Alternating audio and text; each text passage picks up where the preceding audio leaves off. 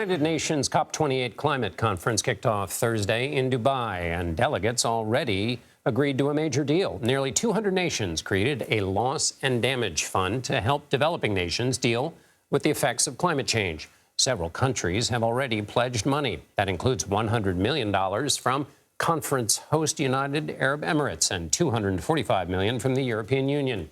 The United States pledged $17.5 million, a small amount some advocates have criticized. CBS News senior national and environmental correspondent Ben Tracy joins us now from Los Angeles. Ben, what else do we know, and what is this loss and damage fund supposed to do? Yeah, this is probably something that most people have not heard about, but the theory behind this is that wealthy nations would basically give money to poor developing nations to help them cover some of the costs that they're incurring because of the impacts of climate change. And the reason for that is that the wealthy nations in this world, the United States, the European Union, et cetera, have created most of the planet warming emissions that have caused climate change, that are causing climate change.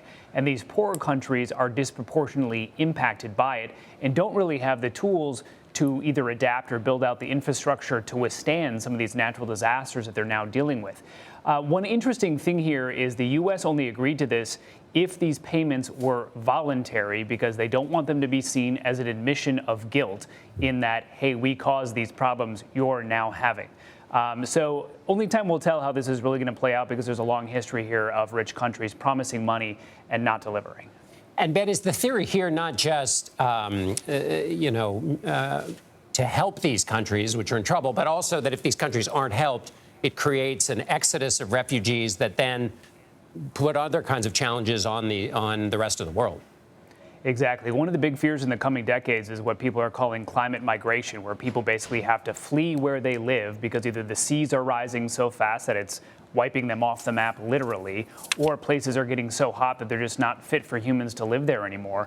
And so you could have conflict all over the world, not only because people are moving, but also over resources, things like water. And then briefly, Ben, this question of stock taking, that's also a part of the conference. What is that?